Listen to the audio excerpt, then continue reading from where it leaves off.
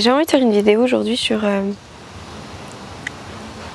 vraiment l'importance d'agir et l'importance de faire quelque chose. Cette vidéo va être sûrement le début d'une nouvelle chaîne YouTube parce que je me dis qu'il faut peut-être que je crée une chaîne spécialement sur le sujet. Donc dis-moi si dans les commentaires t'aimerais que je crée une chaîne sur le sujet, juste sur ce sujet-là, le sujet de la justice pour les animaux, de la libération des animaux, etc.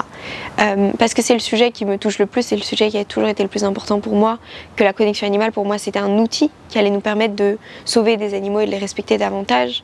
Et en fait je vois que cette connexion elle est vraiment importante mais dans un deuxième temps. C'est-à-dire que la connexion animale, elle va nous permettre ensuite, une fois que tous ces animaux seront reconnus à leur juste valeur et libres, de créer une société qui est plus dans le respect de chacun des êtres vivants. Mais avant ça, on doit s'occuper de leur corps qui souffre, de leur vie qui sont des vies de souffrance, etc. Et donc je reviens à la base, à là où j'étais avant, et j'ai envie de créer une chaîne YouTube sur le sujet de... En gros, de la libération animale en général, sur le sujet du respect du vivant, mais qui va plus loin que ça. C'est-à-dire que là, on est en train de mettre le doigt sur l'injustice, qui est la plus grande injustice de tous les temps, qui est une justice qui a des centenies et des centenies et des centenies de générations, mais qui n'a jamais été aussi grande et aussi forte qu'elle est aujourd'hui. On peut parler de toutes les injustices qu'on veut sur cette terre, et d'à quel point les humains sont profondément injustes et sont profondément...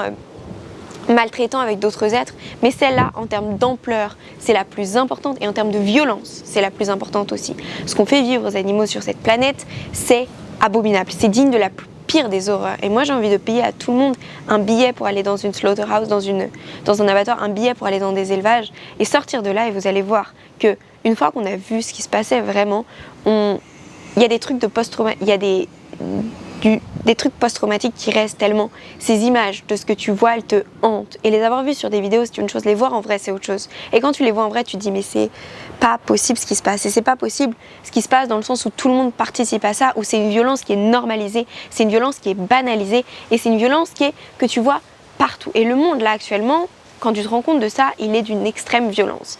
Et moi, je sais que j'ai eu une période où je m'étais rendu compte de ça, où j'agissais beaucoup, où je trouvais le monde insupportable, tout le monde insupportable, etc. Et où moi, j'ai eu très beaucoup de mal à le vivre aussi personnellement. Là, en ce moment, j'ai l'impression que je sais comment le vivre, j'ai plus de clés sur comment vivre ça, mais je pense que c'est important d'arrêter de s'infliger cette violence-là. J'ai envie de faire une vidéo sur ce sujet-là aujourd'hui. Si par exemple, je me balade dans la rue et qu'il y a quelqu'un face à moi qui a un comportement raciste, ou qui a un comportement homophobe, ou qui a un comportement antisémite par exemple, si je réagis par rapport à ça, c'est-à-dire que si je dis non mais c'est pas ok le comportement, que j'agis, que j'interviens, je vais être considérée comme quelqu'un qui fait du bien, quelqu'un qui fait les choses bien et quelqu'un qui fait quelque chose de juste. Parce que pour nous, en tout cas, si toi tu regardes cette vidéo, je sais que le racisme, l'homophobie, etc. c'est quelque chose d'insupportable, c'est quelque chose qu'on ne peut pas tolérer, c'est quelque chose qu'on ne peut pas supporter. Donc agir pour ça, agir pour que les choses elles changent, c'est quelque chose de juste.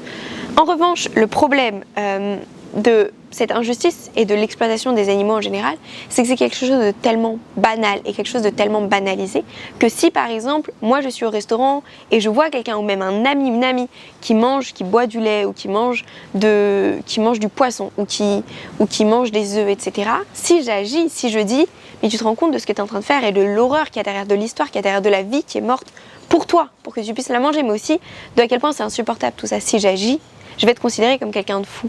Pourquoi ? Parce que c'est tellement partout que agir partout, c'est pas possible. Tu marches dans la rue, il n'y a que des restaurants qui proposent des produits d'origine animale. Tu marches dans la rue, tu passes devant des boucheries, tu vois des gens qui mangent des glaces. Tout en fait, c'est tellement banalisé, ça fait tellement partie de notre société que faire quelque chose comme ça dans la rue, c'est pas juste. Et agir, c'est pas juste non plus. Et du coup, j'en viens à cette conclusion de me dire, est-ce que c'est vraiment ça qu'il faut faire ? Ça veut dire que c'est pas parce que quelqu'un mange pas sa glace que finalement ça va avoir le plus d'impact. Ce que j'aimerais, c'est que les gens se rendent compte de ce qu'il y a derrière et de l'importance d'agir pour que les choses changent. C'est-à-dire que moi, je veux me dire que quand je vais mourir, que j'aurai tout fait pour que la vie des animaux elle change. Et je sais que ça, c'est ce que je vais me dire quand je vais mourir, que j'aurai tout fait pour que les choses elles changent. Par contre, je sais qu'il y en a beaucoup qui vont se dire, j'aurais fermé les yeux. Et peut-être qu'ils vont se rendre compte en fait de l'horreur que c'est. Du nombre d'animaux qui sont morts pour elles et pour eux, mais surtout du fait qu'on n'a pas agi. Parce que même si on tue des animaux pour se manger, le fait de ne pas avoir agi pour que les choses, qu'on arrête de consommer des animaux, donc on devient vegan par exemple,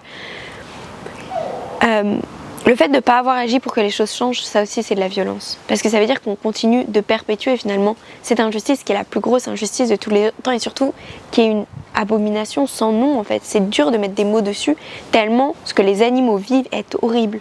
Et quand tu vois que chaque animal c'est un être vivant, un être qui souffre, un être qui ressent des émotions, un être sentient, bref on peut mettre tous les mots qu'on veut derrière, mais voir ça, voir ce qui se passe et voir qu'en fait on n'agit pas, c'est horrible. C'est-à-dire que là devant, là aujourd'hui là, le nombre de poules et de poulets qui sont morts, c'est des milliards. Est-ce que c'est normal qu'il y ait des milliards d'êtres vivants qui, en plus de mourir, souffrent? Là, je dis que ceux qui ont été tués aujourd'hui. Mais ceux qui souffrent aujourd'hui, qui passent leur journée, leur nuit, chaque seconde de leur vie, qui est la souffrance. Ça, on ne prend pas en compte ces chiffres. Si je vous dis que par exemple, il y a 3,6 milliards d'êtres vivants terrestres qui sont tués par jour dans le monde, c'est énorme. Si on prend les animaux en plus de marins, là laisse tomber, on a un chiffre qui est encore beaucoup plus grand, c'est 1000 milliards par an de poissons et d'animaux marins. Mais cependant, ça c'est un sujet qui est énorme. Mais dans ces chiffres-là, on ne prend pas en compte tous les autres animaux qui souffrent. Parce que ça, je sens que par exemple, un poulet avant d'être tué, il va vivre des semaines, il va vivre plusieurs semaines de sa vie, il va même vivre finalement quelques petits mois. Ces 12 semaines, c'est rien, mais ça fait quand même 4 mois en fait, 3-4 mois. Et bien chaque jour, c'est la souffrance. Donc si on prend en compte tous ces animaux-là, qui sont en train de souffrir et qui vivent des choses horribles, et on est là en train de se parler, et surtout ne pas vouloir agir parce qu'on a peur de ce que les gens vont penser, parce qu'on a peur de trop être mal, de se sentir trop mal si on n'agit pas, etc. Bah c'est violent. Mais c'est même la plus grosse des violences, je dirais, de rien faire pour que les choses, elles changent. Alors j'ai envie de passer ce message-là aujourd'hui. Si tu sais ce qui se passe, agis. Agis, juste agis. Ça veut pas dire que tu as besoin de prendre des risques, mais rejoins une asso, aide-les à communiquer. Trouve un moyen en fait, trouve un moyen d'agir parce que c'est pas possible que ça continue. Et j'ai envie de dire que c'est mon sujet, peut-être que ça me touche particulièrement, mais je trouve que c'est la plus belle des choses que d'agir pour des êtres vivants qui sont pas nous. Ce qui est incroyable, c'est que les animaux, c'est pas nous.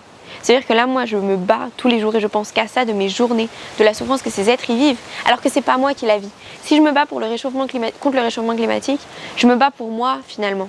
Je me bats pour que moi je puisse avoir un futur, ou que pour mes enfants puissent avoir un futur. Donc je me bats pour moi. En tant que femme par exemple, si je me bats contre le sexisme et contre le patriarcat par exemple, je me bats pour moi finalement. Alors oui, je me bats pour moi et toutes les autres femmes, mais je me bats pour quelque chose qui est assez égoïste finalement. Alors que là, ce qui est beau, c'est qu'aucun des humains qui se bat pour des animaux ne vit l'horreur que les animaux y vivent. Est-ce que c'est pas la plus belle des empathies, la plus belle des compassions que se battre pour quelqu'un d'autre en fait? Et ça, c'est vraiment quelque chose que j'ai envie de te repasser dans cette vidéo, c'est que c'est nécessaire aujourd'hui qu'on revienne à une vraie justice, qu'on donne à tous ces êtres vivants le droit de vivre, le droit d'être reconnu, le droit de ne pas être exploité, le droit à une vie qui n'est pas une vie de souffrance, à une vie qui est une vie de respect, une vie de liberté, une vie où ils ont le choix, pas une vie où chaque respiration est de la souffrance. T'imagines? Chaque respiration, chaque inspiration, chaque expiration. Faut se battre pour ça.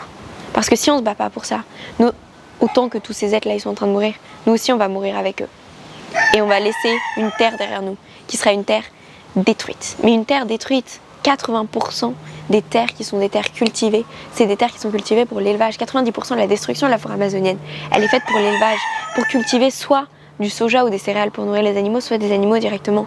Quand tu passes en avion, je pense que si tu as déjà pris l'avion et que tu as déjà vu comment c'est la France d'en haut, c'est horrible. Moi, ça me fait pleurer à chaque fois que je le vois. Parce que c'est que des terres qui sont détruites. Détruites. Mais détruites. Et le problème, c'est pas... c'est évidemment... C'est le fait que toutes les pratiques agricoles, c'est des trucs intensifs. Mais le problème, c'est avant tout l'élevage. Parce que déjà, si on arrête cet élevage-là, c'est-à-dire que toutes ces terres qui ont été cultivées pour nourrir des animaux, qui vont ensuite nourrir des humains, si on arrête toute cette terre-là, ce sera des terres qui vont pouvoir redevenir des forêts. Et qui vont pouvoir nourrir des humains qui n'ont pas à manger aussi. Donc bref, il faut se battre pour que les choses elles changent. Et j'ai envie de faire une chaîne YouTube sur le sujet. Dis-moi si t'as envie, si ça te dirait que je fasse une chaîne YouTube spécialement sur le sujet ou si je continue sur celle-là, si ça te va. Dis-le moi dans les commentaires. Là, ma vidéo est méga brouillon, j'ai mis un peu toutes les pensées qui me viennent dans ma tête. J'ai un peu mis tout dedans parce que je me suis dit vas-y balance tout dedans. Mais je pourrais aussi parler de l'impact que cette injustice qu'on fait aux animaux elle a sur les autres humains, etc. Le sujet est beaucoup trop vaste donc je ne veux pas parler de tout ça. Je veux juste dire que c'est important d'agir. Important d'agir et de ne pas fermer les yeux. Moi j'ai pensé pendant un temps que fermer les yeux ça allait me protéger, que ne pas regarder ce qui se passe ça allait me protéger, que j'allais me sentir bien, que j'allais réussir à être heureuse et en fait je me rends compte que c'est pas possible, que c'est pas possible. Et maintenant que toi tu sais, ce sera pas possible non plus de fermer les yeux. Ce sera pas possible. Et tu vas pas te sentir mieux si tu fermes les yeux. Et c'est peut-être ça mon message dans cette vidéo. C'est fermons pas les yeux. On peut pas être heureux en fermant les yeux. C'est pas parce que là à côté de moi, là mais c'est un exemple tout bête, mais si là à côté de moi il y a quelqu'un qui est en train de frapper un chien et que je fais semblant que j'ai pas vu, je fais semblant que j'ai pas vu, donc je sais que j'ai vu. Donc je sais que j'ai vu. Et comme je sais que j'ai vu, je vais pas me sentir mieux. Je vais regretter, je vais culpabiliser de pas avoir agi. Et moi, la dernière des choses que je souhaite, c'est qu'avant de mourir, je regrette de pas avoir agi. Je pense qu'avant de mourir, je veux sentir que j'ai fait tout mon possible, que j'ai tout donné pour que la vie des animaux sur cette terre, elle change. Quoi que ce soit, et quel que soit ce que je vais perdre contre ça. Mais c'est vraiment important ce message-là. Et on ne peut pas se sentir bien de ne pas avoir agi, on ne peut pas se sentir bien de rien avoir dit, on ne peut pas se sentir bien de rien avoir fait. Donc ferme pas les yeux. Quand j'ai créé l'école des animaux, j'ai fermé les yeux sur cette violence. Je me suis dit, j'ai fini à l'hôpital, alors je me suis dit, il ne faut plus que je regarde tout ça. Donc je vais fermer les yeux, je vais apporter de la paix, de la joie, de l'amour en permettant aux gens de se connecter aux animaux en général. Je vais faire que ça, genre apporter de la paix, de la joie, de la joie. Et je vais un peu fermer les yeux sur ce qui se passe. Parce que je vais me leurrer en me disant que mon mode d'action c'est d'apprendre aux gens à se connecter aux animaux.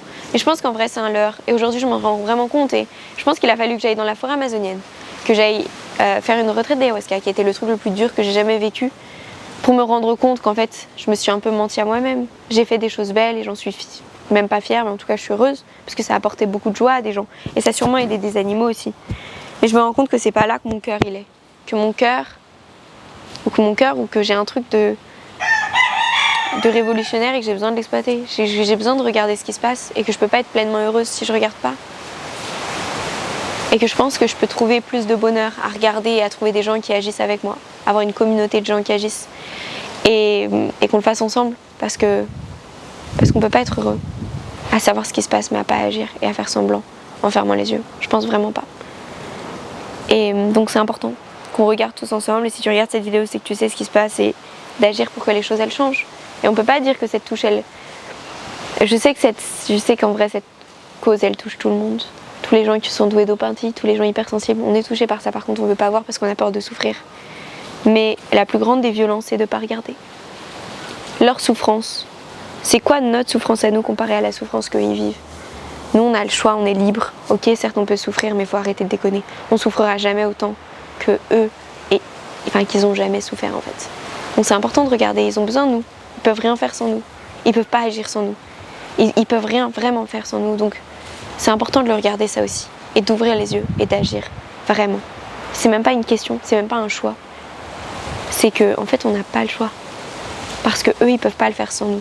Et ils ont besoin de voix. Ils ont besoin d'être qui sont tant privilégiés que nous pour utiliser leur courage, pour utiliser leur force, pour utiliser leur voix, pour que les chances pour tous ces êtres vivants changent. Vraiment. Donc voilà, c'était mon message aujourd'hui. Dis-moi si tu veux que je crée une nouvelle chaîne YouTube en dessous ou si tu veux que je continue sur celle-là et dis-moi si ce sujet te parle. Mets-moi dans les commentaires, dis-moi sur quel sujet tu aimerais que je le fasse, les prochaines vidéos. Et sinon, j'ai fait beaucoup d'interviews qui seront très inspirantes aussi, d'activistes incroyables. Donc j'ai hâte de vous les partager. J'ai hâte de vous partager tout ça vraiment. Donc voilà.